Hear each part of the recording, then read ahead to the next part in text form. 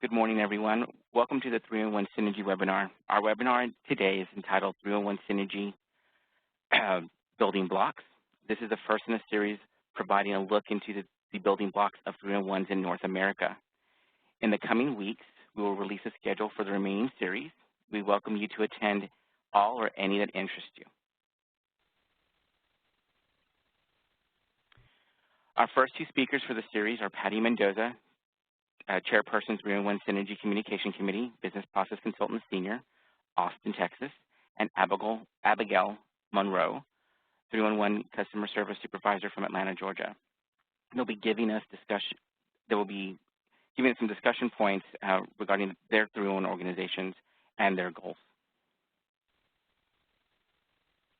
Just a little overview on the 301 Synergy Group.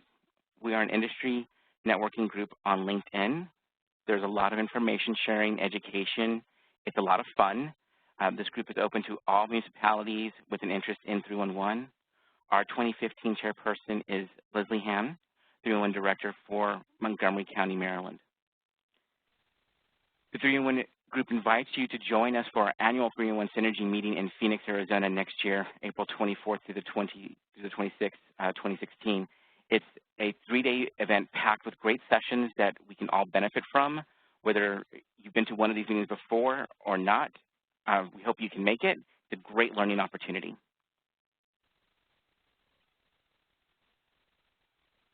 Also, please join us on our LinkedIn 301 Synergy group. It's, again, one of those places where you can gather a lot of information and do some wonderful networking.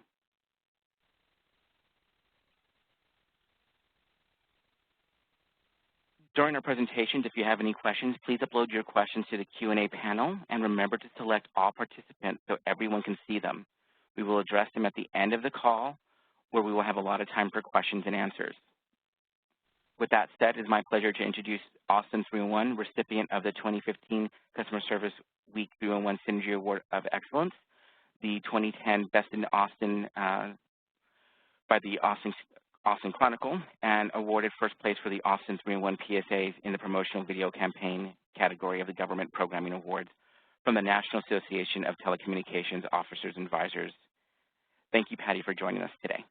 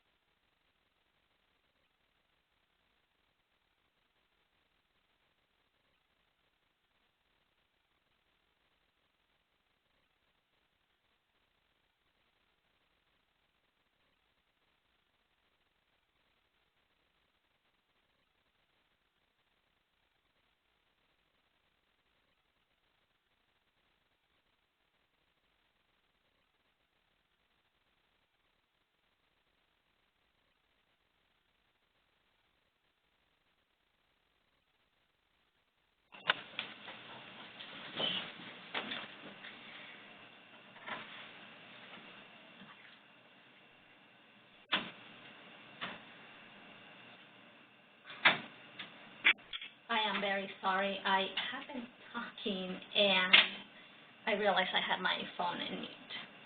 So I'm going to go ahead and start over. Thank you for joining us this morning. Our history of Austin 311 is in 2001, and I'm going to skip the agenda for now. I'll talk a little bit about the history, organizational structure, how we're transforming our technology, and then transforming our employees, how we are engaging with our community, and how we are engaging with our clients. So I'll cover that in this presentation. A history of Austin 311. In 2001, the City of Austin began using 311 for police non-emergency calls. This helped us to reduce the number of calls to 911 so that we could concentrate on those calls that were either life or property or where property was in danger. In 2003, the idea of expanding 311 to include additional services became a reality, and so we became known as the Citywide Information Center for the City of Austin. And then in 2007, the Citywide Information Center officially adopted the name of Austin 311. So in today's Austin 311, we have a mission to provide uncomplicated access to city services and information. Austin 311 provides is the single point of contact for Austin citizens and visitors. This allows us to work on eliminating any confusion for multiple numbers, offices, or transfers, allowing us to serve citizens with one call resolution.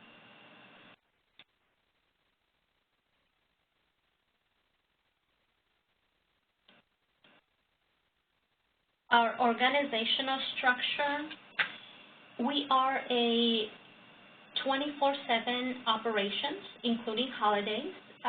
The number of ambassadors that we have is 85, around 85 to 90 ambassadors, and we call our agents or our call takers ambassadors. They're the ambassadors for the City of Austin. They're the first person that talk to a citizen when a citizen reaches the City of Austin. 20% of our staff is fluent in both English and in Spanish. We also utilize a language interpretation services that provides us with interpretations of over 100 other languages, which is great. In case citizens don't speak English or Spanish, we're able to assist them as well. 20% of our ambassadors are trained as work home agents. In the event of an emergency or high call volumes, they can activate within minutes. So that's our call center, a little bit about our call center. We also have a client relations unit. Client relations unit handles the vital relationship between Austin 311 and those city departments that we service. We have monthly meetings with them. We provide reporting. We ensure that all the information that they give us to provide to citizens is up to date and accurate. We have an information services unit that handles community outreach, open records requests, any claims, any escalations. We also have they handle any public information relationships with the media, relationships with any other public information officers within the City of Austin, or any other public information officers within the county and state as well. And they also handle marketing and advertising for our center. The System Operations and Command Center. System Operations is the group that handles scheduling for us. Without them, we aren't able to know how many calls are coming in, where is our biggest call volume. They are very vital to ensure that we staff accordingly and correctly since we are 24/7. And the Command Center is a group of individuals who manage the day-to-day operations of the call center. They are really taking a look at how the calls are being routed, how many calls we're getting at that specific time. If we, for some reason, have an incident within the community that we need to have ambassadors sit longer at their desk without taking any calls, without taking any breaks, then the command center does that. The command center communicates directly, immediately with the entire floor to follow different processes at any given time. We have a project and vendor management unit, and this group handles a lot of our projects, a lot of the different projects within the systems that we use. In our case, we use the CSR Motorola system, and a recent project that we continue to work on is our mobile application. So they handle anything from beginning to end, the relationship with the vendor and making sure that those projects get completed in time. We have a training and quality unit, and they handle the training of all the ambassadors that come in. They do a 6-week training for our ambassadors. Our ambassadors are trained at everything within the City of Austin. And they are an integral part of the service delivery to our customers. They work together and closely to plan and ensure the effectiveness of the center with a focus to achieve our mission.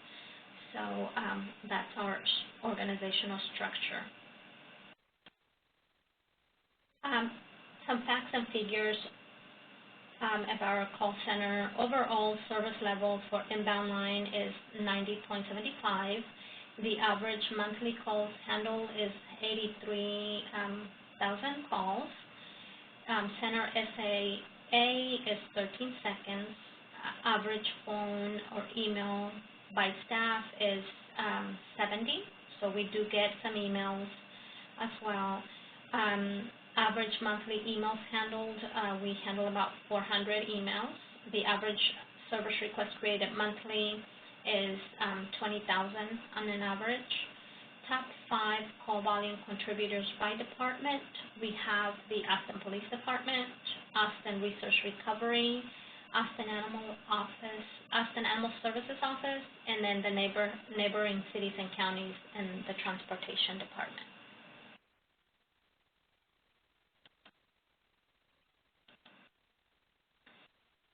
We do have a satisfaction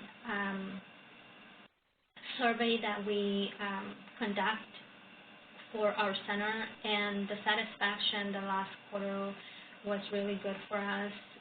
This helps us understand where we are within the community and how do we better ourselves as we continue to provide uncomplicated access to city services and information.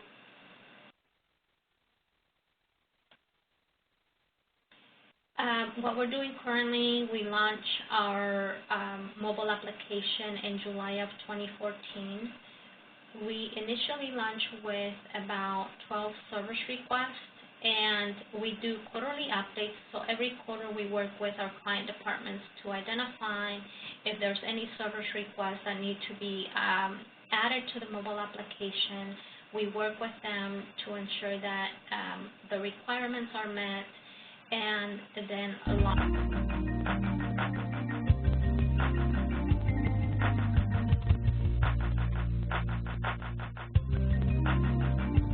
those service requests into the mobile application.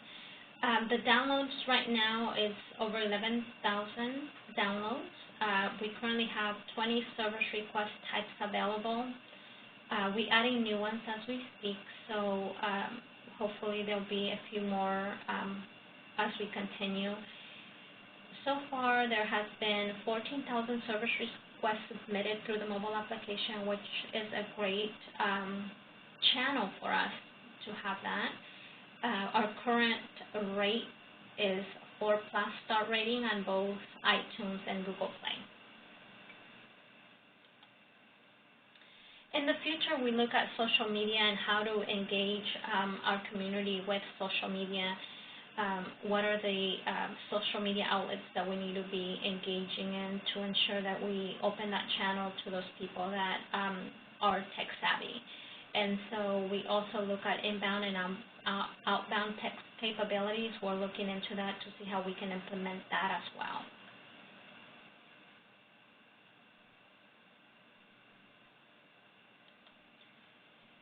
Transforming our employees. We use the word ambassador instead of agents for our CSRs, and that really, you can see the difference when you call them ambassadors instead of agents. I mean, they get more empowered. They feel they are important because they are. They are the first point of contact for the city of Austin, so they feel that empowerment there, and that's a good motivation, self-esteem for the ambassador. Within the call center, we have employee development. We have a rotation program where ambassadors can rotate to either internally here with 311, come to a unit and learn what they do or their process within that unit, and learn some of those skills. And then we also have the program also allows for ambassadors to go out to other city departments to learn their processes and help them out. And that has become a very unique project that helps ambassadors get more skills and feel more integrated with the center and with the city as a whole. They also participate in a lot of our community outreach programs or events. The ambassadors are also part of our emergency response, so they become activated when there's an emergency. If there's a need for us to have a booth or response to an outage or a booth at a community center because of an emergency response, we will set up and we will schedule those ambassadors. We are 24/7, so depending on the need within the city, we will definitely schedule that. And they are really, they feel important and they feel that they're contributing to their community by participating in that. One example of that was the Dove Springs flood response that we did in 2013. So, community engagement, improving our community engagement for us is taking a look at citizen web intake, updating and making sure that we have newer versions of Motorola and updating that as well. Within our outreach, we engage with our community by informing our community the different ways they can access us. They can access us through their website, by calling us, by using the mobile application. And so when we are out in the community providing this information, letting them know the different ways they can contact us, they definitely seem to be engaged. Another thing that we find when we go out to community outreach events is that citizens get to see the person they talk to often over the phone, and they realize it's a real person they're talking to. So that's pretty awesome, especially when ambassadors are helping us in those events. We also work on branding our marketing, our services. We did a marketing campaign. We have a PSA on our website, and that has really helped a lot in making sure citizens know that we're here to help them, that we're here 24/7. Sometimes not knowing that we're here 24/7 may be the one thing that we educate them at a community outreach.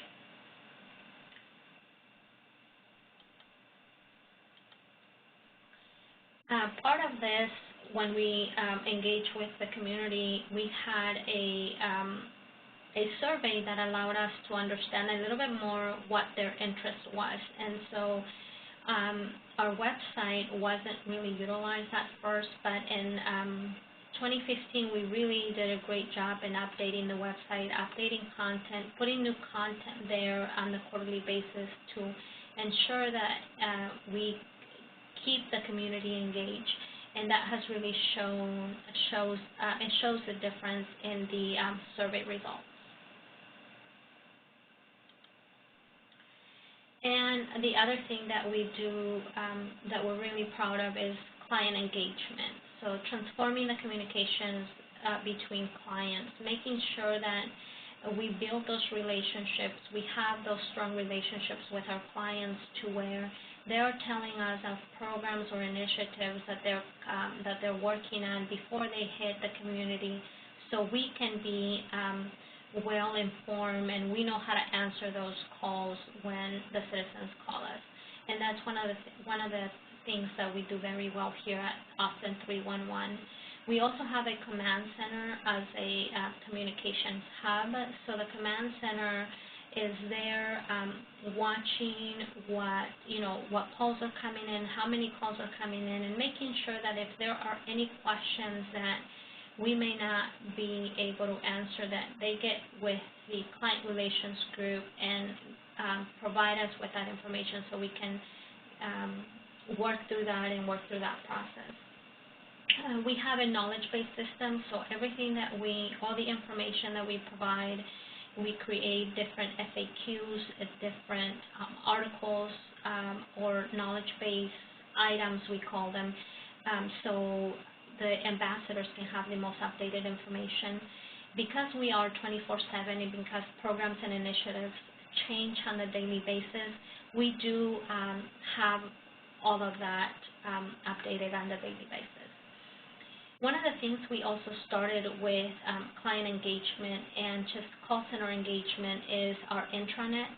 In the past, before our intranet page, we had emails, and so we would email ambassadors about different items that were going on throughout the day, and it became overwhelming for them. We did a survey internally, and we found that a lot of people were not really reading their emails, or it was harder for them to find the most updated or more accurate information. And so we work with our technology department and group and our website technology group to find out how do we make this easier for our ambassadors, how do we provide them what they need so they can be ready to answer those calls when they come in. And we came up with an intranet page. An intranet page provides summaries of the different items that are going out that day and anything that is important at that moment in time. So the ambassadors are definitely able to look at this intranet page in the morning and keep it up to see if there's any changes in different programs. And that really helps them in communicating with the community. It also lets us know what's working and what's not working. So the focus on growing the relationship, not only externally with our clients, but also internally with our ambassadors, is really important for us in 311. And I think that's it for me. Patty, thank you for the information. We now turn to the City of Austin, recipient of the 2015 Digital Government Achievement Award. Thank you, Abigail, for joining us today. Hello, everyone. Thank you all for joining. I'm very excited to be talking about ATL 311 today. Again, my name is Abigail Monroy. I'm a customer service supervisor here at ATL 311. I'm just going to be sharing a little bit about where we started, where we are now, our technology, and our organizational structure here at 311.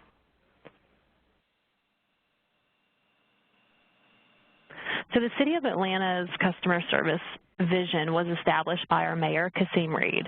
The city's problem was that we needed to improve customer service, and the answer was ATL 311. And our goal is to transform how the city provides and delivers customer service. We want it to be where all Atlanta residents and visitors should expect and receive best-in-class customer service every time they interact with the city.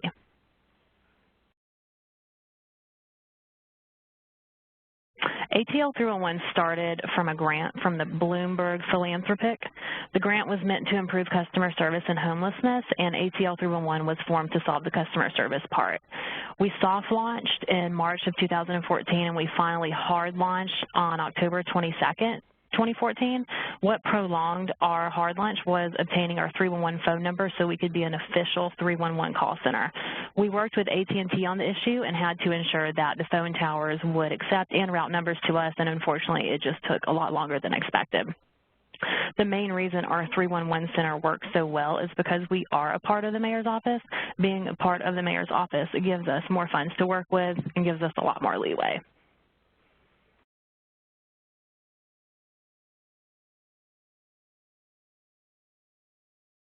So the City of Atlanta had 15 departments, and we selected 6 of those departments for inclusion.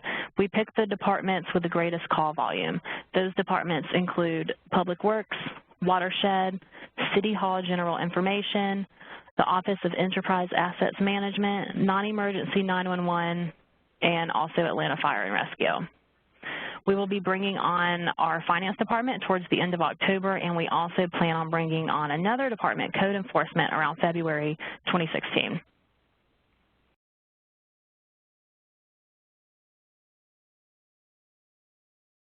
Our motto for ATL 311 is, we are 311, accountable, responsive, and efficient. The way we reach that goal is through our CRM system, Siebel. Siebel allows us to have an audit trail and hold other departments accountable when we go back to a service request and tell whether or not something was done. So if there is a customer or a department complaint, all we have to do is just go back and pull up the service request number, and all that information will be listed there. Every call that comes into the call center is tracked with a service request number in Siebel, even the general information calls. So the agent who takes the call inputs all the information and attaches the appropriate knowledge base article in Siebel. We did not always have such an advanced system like Siebel. We started with nothing, and our first step was transferring our phone system over to Cisco. After that, we slowly started cross-training all of our agents on the different departments we took on. Before we had Siebel, our systems would crash and we would be unable to enter service requests or look up information. Since we acquired Siebel, we have only had 2 instances where the system was down, and it was due to network connectivity issues, not Siebel issues. The main reason for our success is due to Siebel and the integration with that and one of our other systems that's called Hanson. Hanson is used to enter service requests to dispatch workers out into the field. In the past, our agents had to swivel from system to system, looking up information in one system and entering the service request in the other system. Now that almost all of our systems are integrated through Siebel, there is little to no swiveling between systems anymore. So this cuts down on our call handling time, it improves our customer service, and most importantly, cuts down on errors with submitting service requests by ensuring no service request requiring fulfillment is just sitting out there.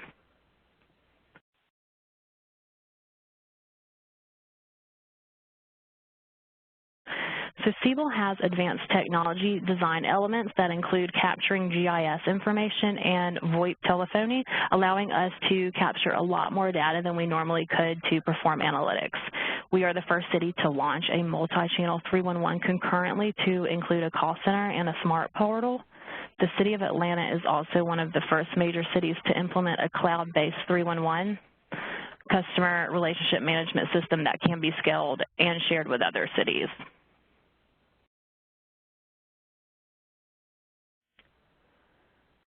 So residents are able to go online to submit and track their service requests, keep up with information regarding city services, and also provide feedback to improve our website. We have a list of our top services listed to the right for easy access. Once they click on the topic, all the information they need is listed there, along with requirements to submit their requests. They are able to upload attachments as well. Everything they enter and attach comes directly to us through Siebel. For the month of August, we had 3,461 service requests that came through the web alone.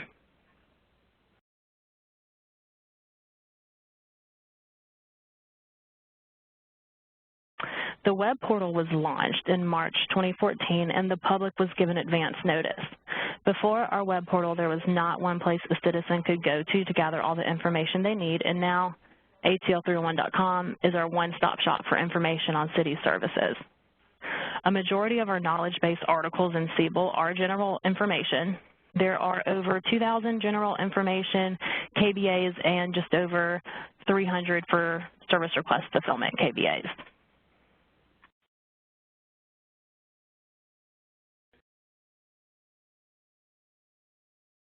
ATL 301 is trying to close the loop with city information. So customers contact the city via the web portal or calling in and gather the information they need. Then they are given a service request number if their service request requires fulfillment from a department. They can then call us or even go online to our web portal to track the service request with the number they were provided. So we're just trying to close the loop so we're still that one-stop shop for all of our residents.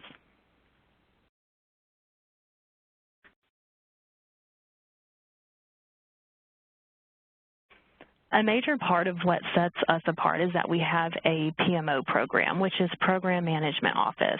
The PMO is really the brain of the call center. You can't just gather all the information one time because things are always constantly changing. When other departments come on board, the PMO side develops the knowledge-based articles that go into our CRM system, and the information is always changing. They also maintain our website and ensure that topics are turned on for integration. We also have IT floor support on hand in case there are any system issues. Our PMO site also trains other departments on how to use our CRM system, and we consider all of this as just not the responsibility of the customer service center, so we'd like to keep this separate.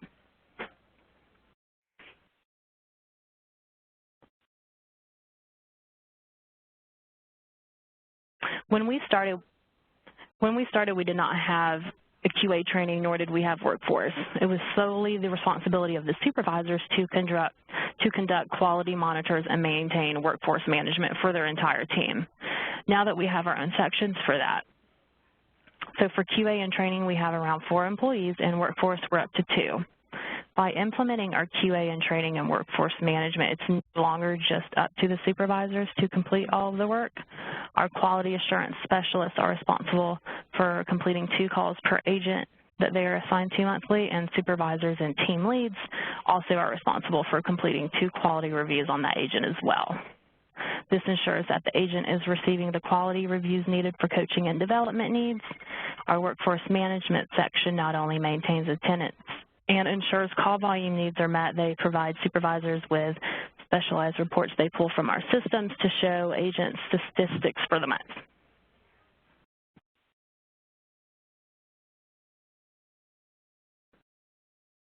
Our back office team comprises of around 5 to 8 agents that work offline not taking calls.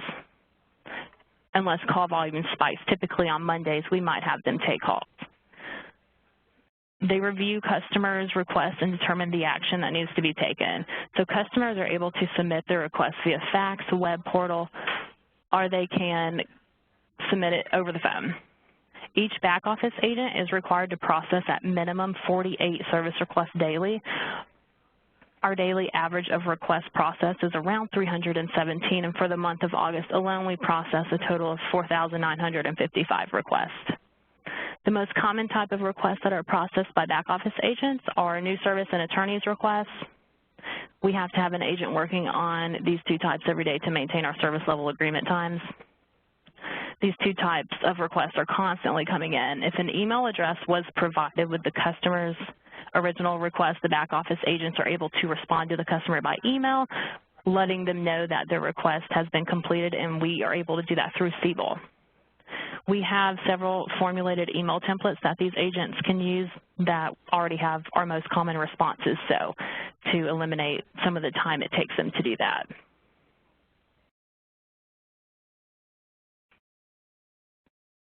Our quality section has quality forms for each function of the call center. Whether the customer contact was done via phone, back office, data entry, or a side-by-side, there is a form for that. We want to ensure that we are able to monitor customer interaction at every level. Each form has KPIs, which are key performance indicators, that if they are not met, the agent receives a 0 for that quality review. Examples of KPIs are customer abuse, non-contact related activity like sending a personal email and submitting the incorrect service request. We also have collaboration sessions where our management team gets together and we can all rate the call and provide our synopsis and compare, so we can make conclusions on if we need to change anything on the form or not. We are also very proud of our incentive program that we just recently put in place and changed. The incentive program is a reward system that recognizes employees for performance excellence in call quality, attendance, punctuality, productivity, and adherence. The awards, along with applicable points, are awarded monthly, quarterly, and annually. Employees who are on discipline cannot participate. The Georgia Dome Award, the Centennial Olympic Park Award, the Zoo Atlanta Award, and the Ready, Set, Go Award, the Phillips Arena Award, they're all giving out monthly on the second Wednesday of the month and are all based on the previous month's performance. The Georgia Dome Award is given out at will at the discretion of the 311 leadership team and is based on recommendations submitted by peers, customers, or members of the leadership team. The Employees First Award is given out quarterly and is based on commitment to development professionally and completing assigned courses through lynda.com, which is an online learning website that we use that management and even agents can use to further their professional skills. The Atlanta Motor Speedway Award is given out quarterly and annually and is based on the team's average of the previous month's performance. The team with the highest average wins the award, along with a prize of $125 to be used towards the team event. The ATL 311 Award of Excellence is given annually and is given to the agent with the highest overall cumulative average in the areas of attendance, productivity, adherence, and quality, and is awarded a trophy or plaque. The Chief Kindness Officer Award is given to the agent that accumulates the most kudos, and the award is $50. The Helping Hand Award is given to the agent who has volunteered the most to assist the call center during critical times, such as staying overnight due to inclement weather, working overtime, or coming in to work alternate schedules. The award is 100 points. The Supervisor Award is given quarterly and is based on assigned CBL, PDQs, and delivering monthly coachings by the deadline. That prize is $75. The Supervisor of the Year Award is given annually and will be given to the supervisor who has the highest average based on the team in quality adherence, productivity, timely completion of coaching sessions, and completion of the CBL PDQs. For most of the prizes, the agents are awarded with points, and they can choose to turn in the prizes and gifts or choose to carry over to the next month. Our QA and training team evaluate all performance to determine which agents receive which award. We work very hard on our incentive system because we feel that it is very important to foster a fun and interactive work culture, and we want our agents to feel appreciated. This is a list of our key performance indicators. So our abandonment rate, we like to keep at 5% or less. Speed of answer, we like 80% of calls answered in 20 seconds or less. Our average handling time is 6 minutes. Agent quality evaluations need to be at minimum 88%. Our service accuracy rate in CBL is 95% minimum. And we like our customer satisfaction to be 85% or greater quarterly.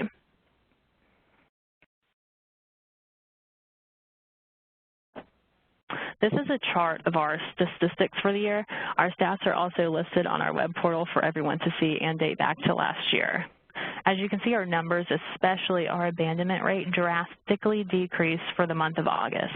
The reason for this is we just brought on around 15 new hires that started call taking in August. We also have about 5 more new hires in training class right now.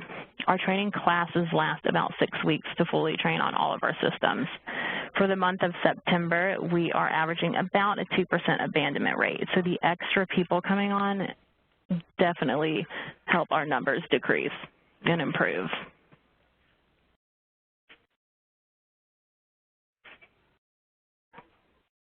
So the City of Atlanta actually just announced on September 8th that we received the 2015 Digital Government Achievement Award.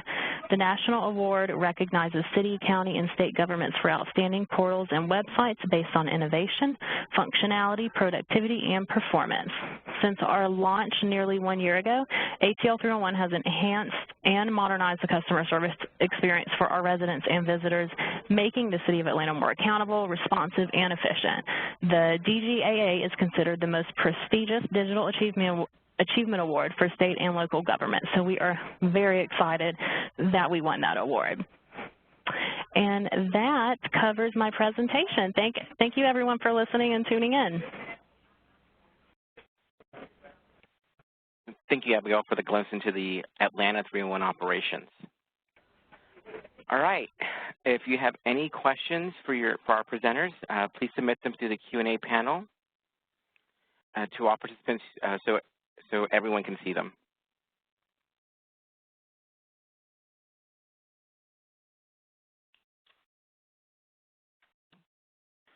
Well, I have a quick question. How many agents do you have in Atlanta? We are averaging about 60 agents right now, and we're constantly bringing on more. So, but we're around 60. Atlanta, are you 24/7? We are not. We are actually Monday through Friday, 7 a.m. to 6 p.m., but we do plan to go 24/7 by 2017.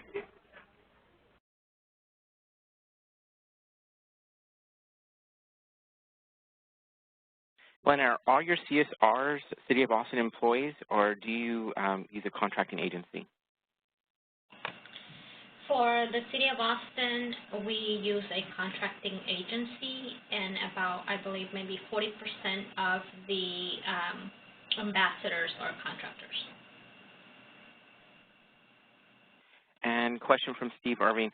Do you, this is for both Atlanta and Austin, do you support text messaging services? At Austin, not yet, but we're looking for that in the future. For City of Atlanta, we do not either, but we are working on an app and going more text-wise. Question from Deb Woods. Average call volume by month?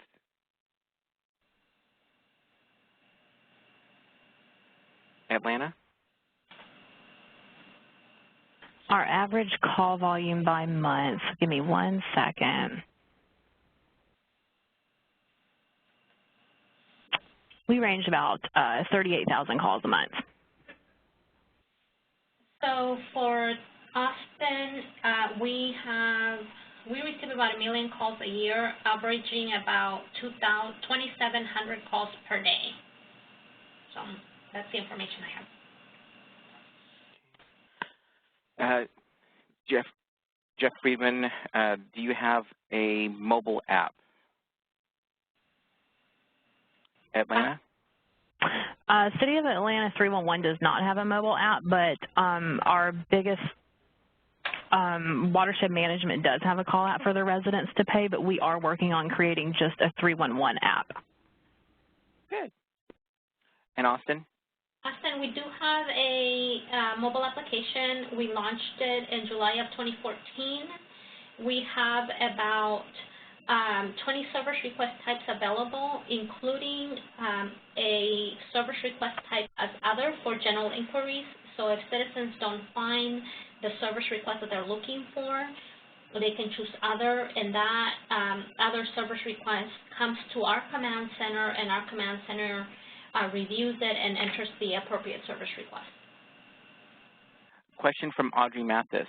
How are teams organized, and do you have supervisors assigned by team?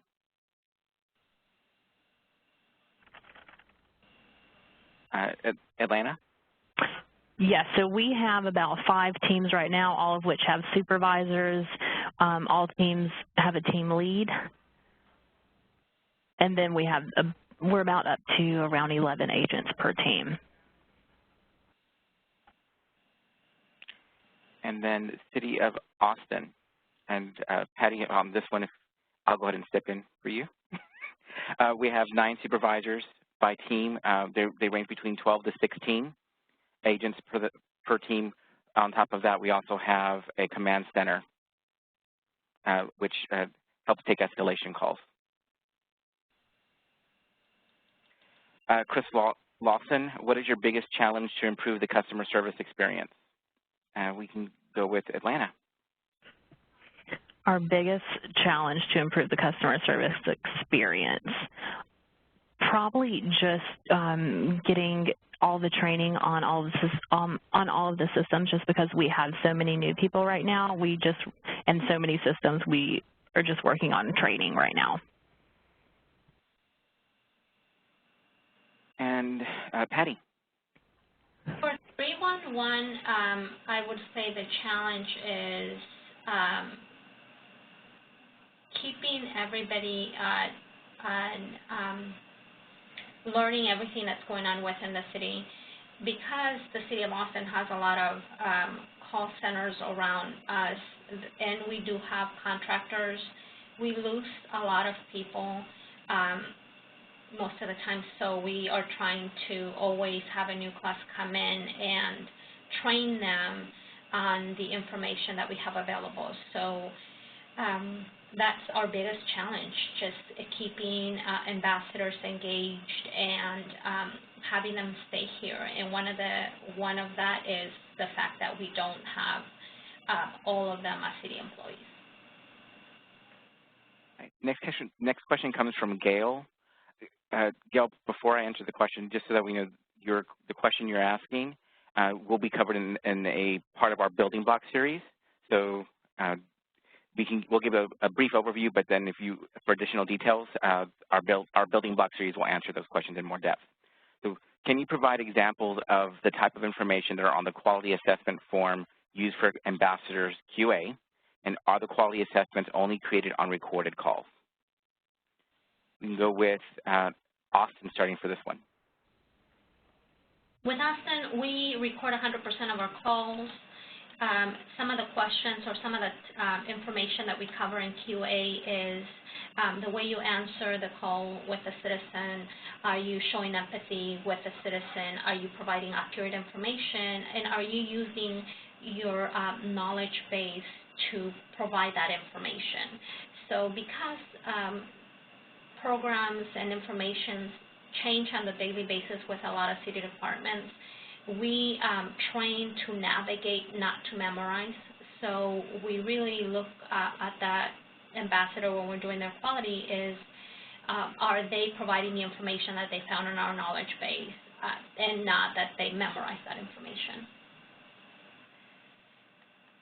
And Atlanta.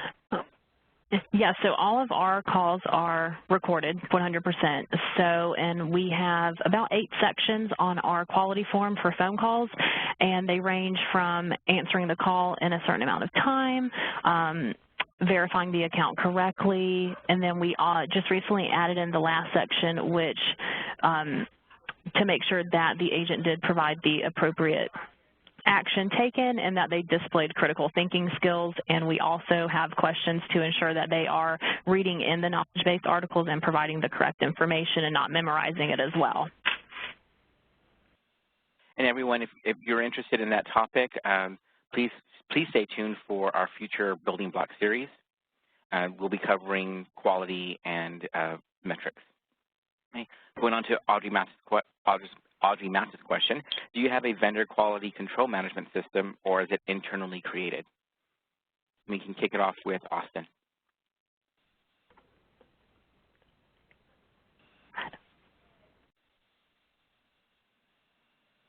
For Austin, quality control management system, we do have a quality control management system, but I don't have that information. So I would need to get that information and get it to you guys. Thank you, Patty. Atlanta? And for Atlanta, yes, Atlanta as well. I'm not sure about that either. I don't have access to that information. I know that we do monitor it. I don't think it's done through 311. I think it's one of our other departments. But I can definitely try to get that information.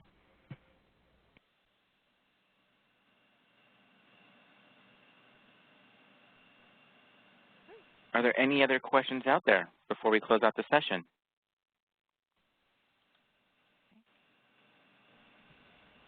Right, well, webinar recordings and PDFs on Customer Service Week website in the 3-in-1 Synergy webinar located later this afternoon. I want to give a thank you to our presenters, Patty Mendoza and Abigail Monroy. Again, take a look at the 3-in-1 Synergy group found in LinkedIn. Currently, there is approximately 260 members from all over the U.S. as well as Canada. Thank you for joining us today to kick off our 3-in-1 Building Block Series. We look forward to seeing you at our next webinar on October 8th, discussing 3-in-1 performance metrics and the 3-in-1 Synergy meeting in Phoenix. See you next time. Have a great day, everyone.